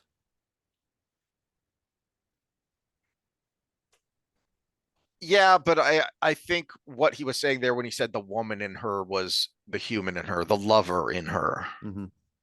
Those are better terms. Yeah, emotionally tied to Rand. Yeah, those were better terms. The baby mama in her. Yeah.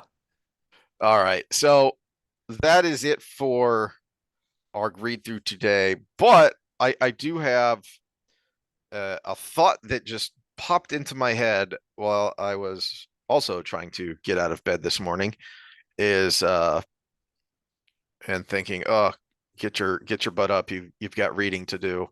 And so I was thinking, my problem was again getting lost in Baldur's Gate and thinking it was 10:30 and it was oops, 2 hours past my bedtime. Yeah. All right, so we talked about, and we kind of meandered around in the previous book when Rand gets drawn into whatever that is with Morden, some kind of dream-ish thing. Oh, you asked me to remind you about this. Sorry, yeah. I didn't remind you. And our postulation then, mine was that, is he in a vacuole because he's outside of the pattern? But then it dawned on me, well, wait a minute. It could still be the world of dreams. And that would make Rand whole, because if the spirits that are bound to the wheel go back to the world of dreams to wait to be spun out again or called by the horn, then Lews Therin wouldn't be he wouldn't be a separate voice. He wouldn't be a separate personality. And it dawned on me that this the is only problem with that is you would get a flood of every manifestation of that soul. Well, but there are moments there where Rand thinks basically he feels whole. He has thoughts that seem like they're Lews Therin's, but it's not Lews Therin talking. So I think because he could be in the world of dreams dreaming, and that makes him whole, because we never actually see Rand in the world of dreams except in Eye of the World, where he's running around in that dreamscape trying to stay away from Ishamael. And the other boys are too. We just don't see it. We hear them talking about it. Rand's not a dreamer. And when he goes into the world of dreams in the middle of the series, he's going in the flesh. And that's a major component to a lot of the theories about Lews Therin and where he came from, because Jordan never explains explicitly. We just know from the wise ones, and the wise ones either don't know or they won't say why it's evil and why it's bad. And the theory was that if you go in the flesh, it starts to break down that barrier between souls in an artificial way. And so one of the theories was the reason Lews Therin's voice pops up and starts to become crazier is because Rand is making it worse by continually going into the world of dreams in the flesh. Okay, so they were in someplace special, right? That was we've been talking about the hub being the world of dreams, but obviously that's actually still connected to the pattern, and exhibit A would be the wolf because they continually can be spit out of the pattern. But their hub is in the world of dreams. Same with the heroes of the horn. They're connected to the pattern even when they're in the world of dreams, because then they're continually spit out from there. They just hide there. This seems to be completely separate, and I wonder if the timing is very important here because it's very near the time that Rand actually accesses the true power. So we've got the male half, we've got the female half, and then we've got something different. And the Forsaken keep saying that the Dark One lets me have this. Mm-hmm, mm-hmm. What if it's a barrier that he only breaks that they can access something different? The Creator and the Dark One have access to the true power. Because the true power itself is not dark. The true power itself is actually something neutral.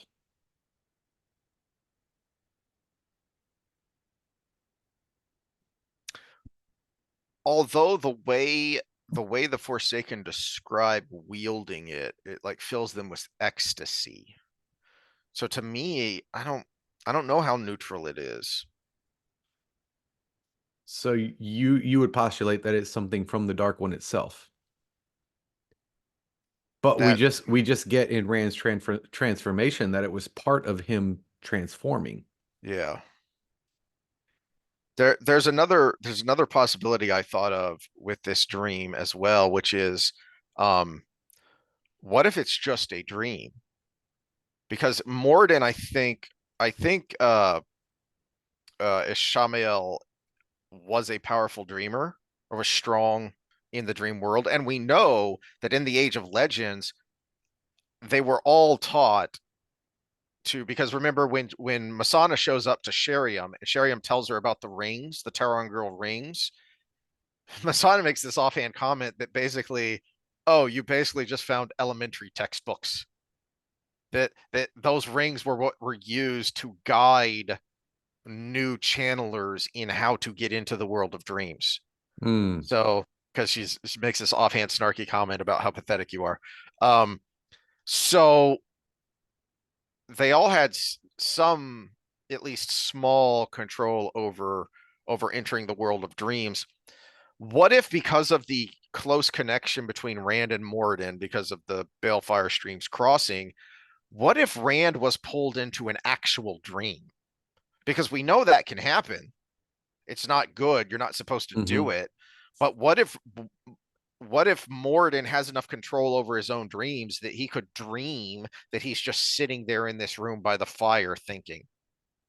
So it could Well, have been just an actual dream, and Rand was pulled into Moradin's dream because of their connection. you also brought up Balefire there, and Balefire is an acknowledgement of a negative space. Mm, And so if there's mm. something outside of the pattern, it is Balefire because Balefire unravels the pattern.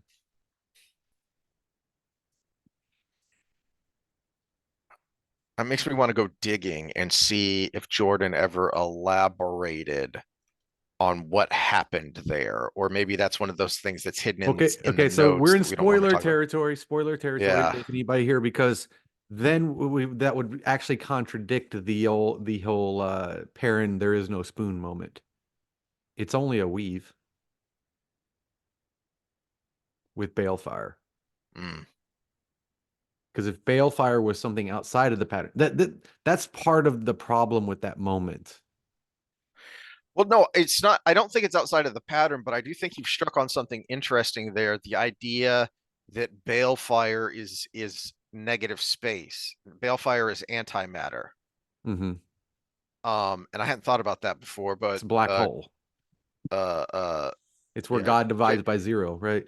James Rigney, the with the BS in physics that he might think, yeah, where God divides by zero, black hole, antimatter, matter and antimatter coming together, and that's what balefire is. It's antimatter hitting matter, and it just goes, it's just gone. Um, but the idea of antimatter and antimatter, but from different sources. So it wasn't just that it was a weave of the true power and a weave of the one power touching.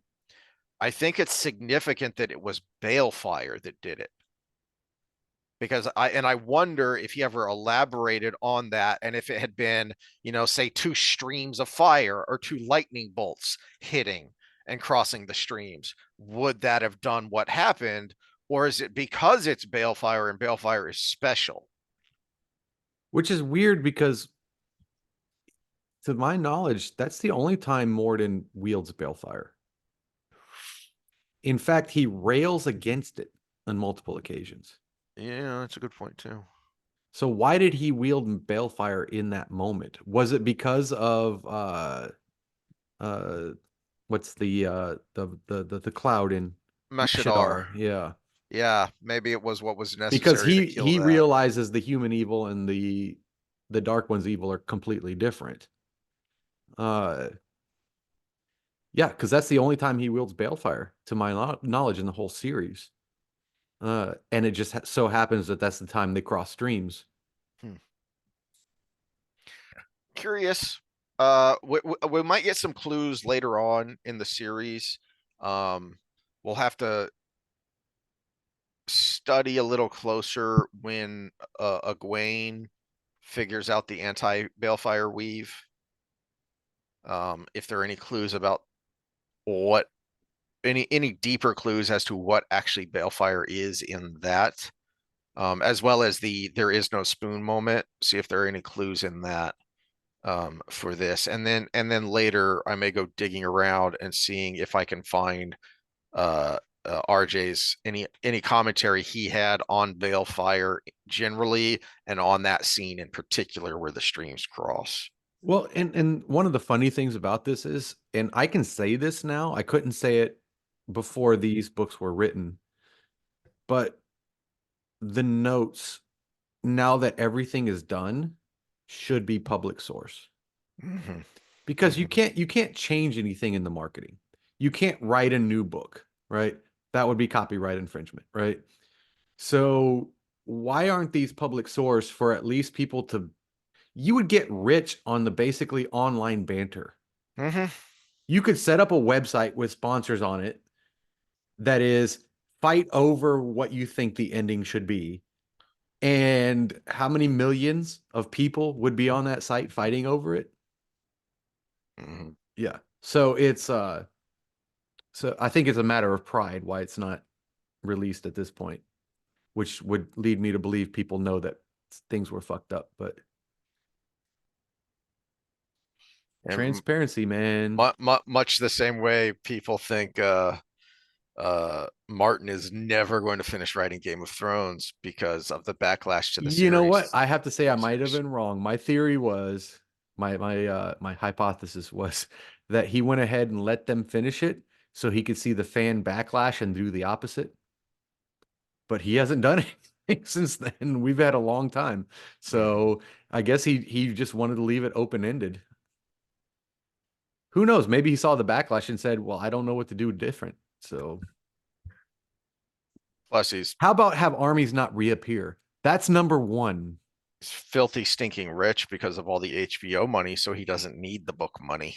Yeah, And true. he seems to be frankly kind of a lazy human being. So Yeah, but this is where I'll give Sanderson credit. Pride actually is a good thing in some places. yeah. If he was prideful of his work, he would finish it. And he would say this is the way it was supposed to be and stick to his guns. And that's a positive manifestation of pride. Yeah. Yep.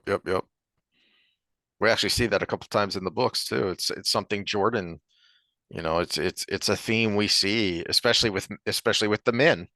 But then also with the women, with the Aes Sedai, it's why where you start to see some of their masculine traits come through, and where some of them are more um well, Egwene, when Egwene is good, it's because she is letting her pride drive her, rather where Sawan fell, and Sawan kind of acknowledged this, earlier. We talked about it, is Sawan acknowledges that I let my pride rule me. Egwene is letting her pride motivate her when she's at her best. Mm. That's a good point. I'm going to pay attention to that more as we go forward. Uh, I figured it out. Here's what we need to do. Next time you're down here, I'll get a Ouija board and we'll try to get Jordan in on this and say, hey, what do you really like the way this ended, man? What would you have done different? Yeah. If only. All If right. Well, if only we'll have a seance. We'll do it Beetlejuice style. all right. Well, that's a good place to end it. And next week we'll see how much we get in because you've got finals papers to write. Mm-hmm. So we Well, may have I've to started make them them this some weekend. quickies. Yeah, I've started them this weekend to try to get it at least get ahead of schedule. But So, we may, if nothing else comes up, let's just plan on Wednesday doing some fitness stuff because we can riff on that and we can make it a quickie. And we haven't done that in a while. Um, and then uh we'll see about Friday or Saturday, depending on how the schedules go, that we'll get back into it. And starting next chapter, it's Min's point of view, but it's Rand. So we get to talk about Rand more fully after his transformation. So it should be fun. And we will see y'all then. just a quick thought on Rand's transformation. If you haven't read The Comfort Crisis by Michael Easter, Mm, I compared. I hadn't read Easter's book yet because this I just read it recently and we started this how many 3 years ago, yeah. somewhere around there. But I made the comparison to the power and addiction. And the chapter that Easter opens with is part of his process to getting where he is now in writing these books was he hit rock bottom with alcoholism, but he did it in a way where he just woke up one morning and was like, I don't remember yesterday. I don't remember the day before, and there's an empty bottle here. And I really always, when I thought about quitting before and everything, was the thoughts of, well, what's my social life going to be like? What is this? What is that? What do I say when I go to an event and someone offers me a drink? And he said, it just turns out actually it was no, thank you. It was as simple as that. And that's what we got with Rand here.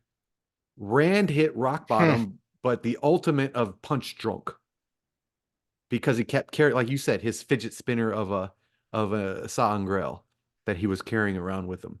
He hit the ultimate of punch drunk and came out of it going, hmm, apples. Right? It was as simple as that. It was the answer was no, thank you. The answer was simple. It was always there. And that's what we got with Rand, and it very much parallels to the analogy that I had brought up before with addiction and power, and that actually maps on well to a thought. The thought that actually got me the meta thought this morning when I said Jordan accidentally did things probably was the taint associated with the power is very actually indicative of how we do things on a meta level. Think of World War II. We won World War II for the greater good using a lot of power. That involved a treaty with Stalin. Stalin was the taint Mm. to do the thing that needed to be done because we needed the power. And very seldomly do we have a point where we can have absolute power to do the thing we need to do without some sort of sacrifice along the way. And that's just life. And I think, let me get us canceled. I think women think they can go through life making the things happen that need to happen without any extracurricular uh, side effects, where men understand I have to sacrifice this for this greater thing at all times. There is no, there are no solutions, only trade-offs. So this thing that is negative is part of this other thing, and the equation says the other thing is bigger. And I think that's why the male half had the taint. Because they had to do the big thing. What was the big thing? Sealing the bore. Who didn't participate in the big thing? Because they thought they could see everything that could go wrong. But the only thing that went wrong was because they weren't there. So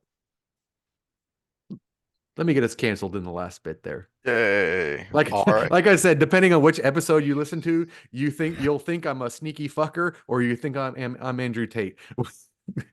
The answer is neither. Yes. Both at the same time. All right. Well, we'll see y'all then. Later, guys and gals.